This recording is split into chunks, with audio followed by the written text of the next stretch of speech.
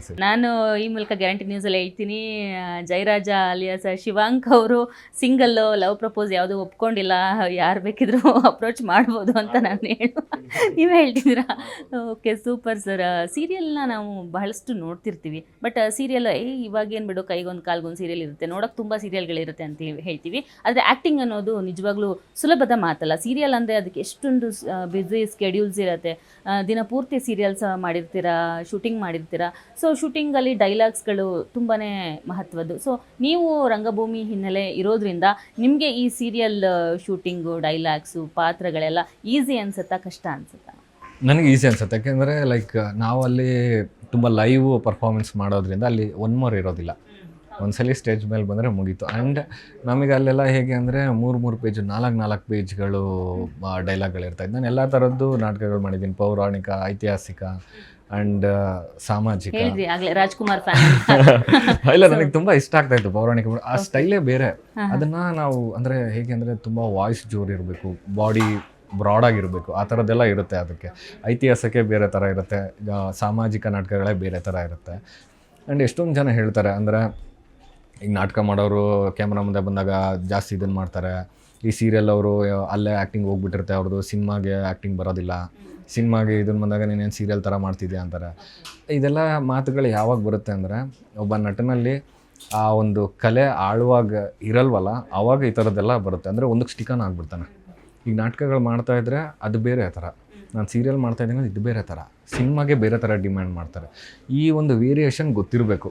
And ಏನಾಗುತ್ತೆ ಅಂದರೆ ಈ ಸೀರಿಯಲ್ನ ಎಷ್ಟೊಂದು ಟಾಕ್ಸ್ ಇರುತ್ತೆ, ಬಟ್ ಅದನ್ನು ನಾನು ಪಾಸಿಟಿವ್ ಆಗಿ ತೊಗೊತೀನಿ. ಯಾಕೆಂದರೆ ಇದೊಂಥರ ಕಲಿಕೆ. ಈಗ ಸಿನಿಮಾ ಅಂದರೆ ಒಂದು ಸಿನಿಮಾ ಮಾಡ್ತಿದ್ದೀವಿ ಅಂದಾಗ ನಮಗೊಂದು ಸ್ಕ್ರಿಪ್ಟ್ ಇರುತ್ತೆ, 2-2.5 ಗಂಟೆ ಸ್ಕ್ರಿಪ್ಟ್ ಇಷ್ಟೇ. ಇದನ್ನು ಪ್ರಿಪೇರ್ ಮಾಡ್ಬೋದು ನಾವು. ಸೀರಿಯಲಲ್ಲಿ 2 ವರ್ಷ 3 ವರ್ಷದ ಕತೆ, ಅವ್ರಿಗೆ ಮುಂದಿನ ತಿಂಗಳು ಏನಾಗುತ್ತೆ ಅಂತ ಗೊತ್ತಿರಲ್ಲ. ನಮಗೊಂದು ಕ್ಯಾರೆಕ್ಟರ್ ಹೇಳಿರ್ತಾರೆ ಹಿಂಗೆ ಅಂತ. ಆ ಸ್ಪಾಂಟೇನಿಟಿ ಇರುತ್ತಲ್ಲ, ಇವಾಗ ಬಂದಾಗ ನನಗೆ ಸೀನ್ ಪೇಪರ್ ಸಿಗುತ್ತೆ, ಒಂದು 5-6 ಸೀನ್ ಇರುತ್ತೆ. ಆ ದಿನ ನಾನು ಕುತ್ಕೊಂಡ್ಬಿಟ್ಟು ಆ ಸೀನ್ ನೋಡ್ತೀನಿ. ಅಂದರೆ ಅದಕ್ಕೆ ಮುಂದೆ ಏನಾಗುತ್ತೆ ಅಂತ ನಿಮಗೆ ಒಂದು ವಾರದ ಕತೆ ಆ ಥರ ಏನೂ ಗೊತ್ತಿರಲ್ವಾ? ಓಕೆ, ಗೊತ್ತಿರಲ್ಲ. ಸೊ ಅವತ್ತೇನು ನಡೆಯುತ್ತೆ ಅನ್ನೋದು ನೀವು ಶೂಟಿಂಗ್ ಸೆಟ್ಟಿಗೆ ಬಂದಮೇಲೆ ಗೊತ್ತಾಗುತ್ತೆ ನಿಮಗೆ? ಹೌದು, ಎವ್ರಿ ಮಂತ್ ಸ್ಕ್ರೀನ್ ಪ್ಲೇ ಚಾನಲಲ್ಲಿ ಓಕೆ ಆಗಬೇಕು. ಆ್ಯಂಡ್ ಅದೇ ಥರನೇ ಯಾವುದೇ ಇದಾಗಲಿ, ಯಾವುದೇ ಲ್ಯಾಂಗ್ವೇಜ್ ಆಗಲಿ, ಯಾವುದೇ ಚಾನಲ್ ಆಗಲಿ ಹಿಂಗೆ ವರ್ಕ್ ಆಗೋದು. ಸೊ ಬಿಕಾಸ್ ಅವ್ರು ನೋಡ್ತಿರ್ತಾರೆ, ಓಕೆ ಈ ಮಂತಲ್ಲಿ ಇದು ಎಂಗೇಜಿಂಗ್ ಆಗಿದೆ, ಇಫ್ ಇನ್ ಕೇಸ್ ಇದು ಕೆಳಗಾಯಿತು ಅಂದರೆ ಏನು ಮಾಡ್ಬೋದು. ಈಗ ಅವರು 6 ತಿಂಗಳ ಸ್ಕ್ರೀನ್ ಪ್ಲೇಗೆ ವರ್ಕ್ ಮಾಡಿಬಿಟ್ರೆ, ಓಕೆ ಮಾಡಿಬಿಟ್ರೆ ಅದು ಹಂಗಾಗಲ್ಲ ಅಲ್ವಾ, ಕರೆಂಟ್ ಅಫೇರ್ಗೆ ಕನೆಕ್ಟ್ ಆಗಲ್ಲ. ಸೊ ಆ ಥರ ನಡೆಯುತ್ತೆ.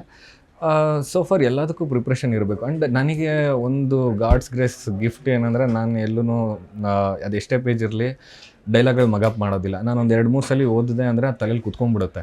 ಆ್ಯಂಡ್ ಆ ಡೈಲಾಗ್ನ ಹಿಂಗೆ ಹೇಳಬೇಕು ಅಂತ ಏನಿಲ್ಲ, ಅದರ ಅರ್ಥ ಕನ್ವೆ ಮಾಡಿದ್ರೆ ಸಾಕು, ಅದೇ ವರ್ಡ್ ಯೂಸ್ ಮಾಡಬೇಕು ಅನ್ನೋದೇನೂ ಇಲ್ಲ. ಸೊ ಇದೆಲ್ಲ ನನಗೆ ನಾಟಕಗಳು ಮಾಡಬೇಕಾದ್ರೆ ನಾನು ಕಲ್ತ್ಕೊತ ಬಂದಿದ್ದೆಲ್ಲ ಪ್ರತಿಯೊಂದು ಇಲ್ಲಿ ಯೂಸ್ ಆಗ್ತಾಯಿದೆ.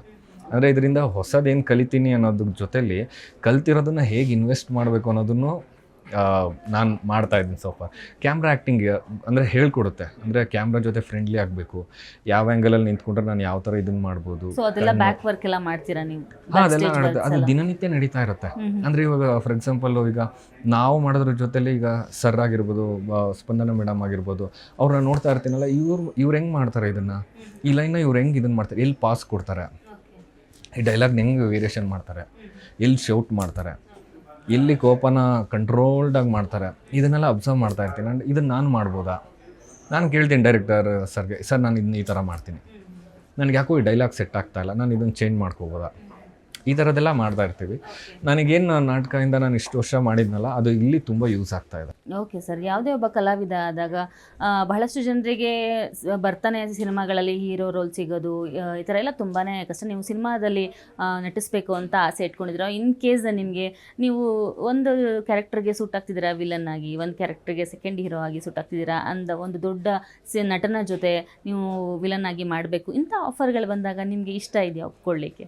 ಖಂಡಿತ ಇಷ್ಟ ಇದೆ. ಯಾಕೆಂದರೆ ನಾನು ಹೇಳಿದ್ನಲ್ಲ ಅವಾಗಲೇ, ನಾನೇನೋ ದೊಡ್ಡ ಸ್ಟಾರ್ ಆಗಬೇಕು, ಸೂಪರ್ ಸ್ಟಾರ್ ಆಗಬೇಕು ಅಂತ ಬಂದವನಲ್ಲ, ನಾನು ಒಳ್ಳೆ ನಟ ಆಗಬೇಕು. ಅದು ವಿಲನ್ ಆದ್ರೂ ಸರಿನೇ.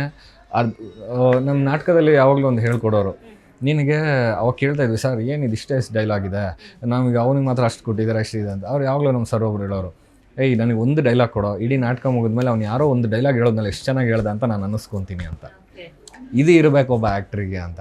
ಸೊ ಅಂದರೆ ಲೈಕ್ ಪಾಸಿಟಿವ್ ಕ್ಯಾರೆಕ್ಟರ್ಗಳಿಗೆ ಏನಾಗುತ್ತೆ ಅಂದರೆ, ಎಷ್ಟೊಂದು ಜನ ಹೇಳಿರ್ತಾರೆ ಲಿಮಿಟೇಷನ್ ಇರುತ್ತೆ. ಅದೇ ನೆಗೆಟಿವ್ ಕ್ಯಾರೆಕ್ಟರ್ಗಳಿಗೆ ತುಂಬ ಫ್ರೀಡಮ್ ಇರುತ್ತೆ, ಏನು ಬೇಕಾದರೂ ಮಾಡ್ಬೋದು.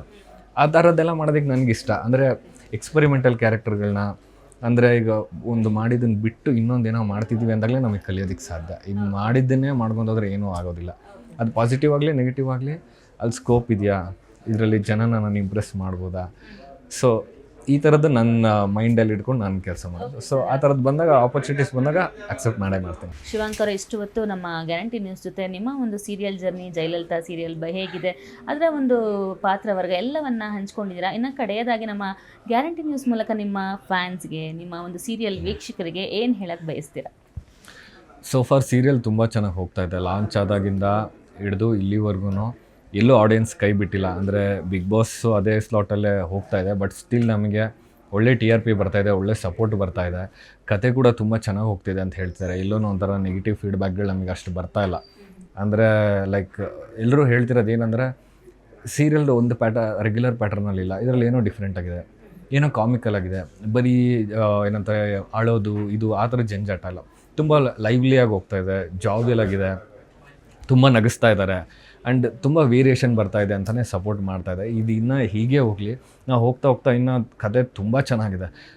ಅಂದರೆ ಅದನ್ನು ನಾನು ಇವಾಗ ಹೇಳೋಕ್ಕಾಗೋದಿಲ್ಲ, ಬಟ್ ಸೋಫಾರ್ ನನಗೆ ಗೊತ್ತಿರೋದ್ರಿಂದ ಸ್ವಲ್ಪ ಮಟ್ಟಕ್ಕೆ ಎಲ್ಲಿ ತನಕ ಅಂದರೆ ಒಂದು ಮಟ್ಟದವರೆಗೂ ನನ್ನ ಕತೆ ಗೊತ್ತಿರೋದ್ರಿಂದ ತುಂಬ ಚೆನ್ನಾಗಿ ಹೋಗುತ್ತೆ ನೆಕ್ಸ್ಟ್ ಪ್ಲಾಟ್ಗಳು.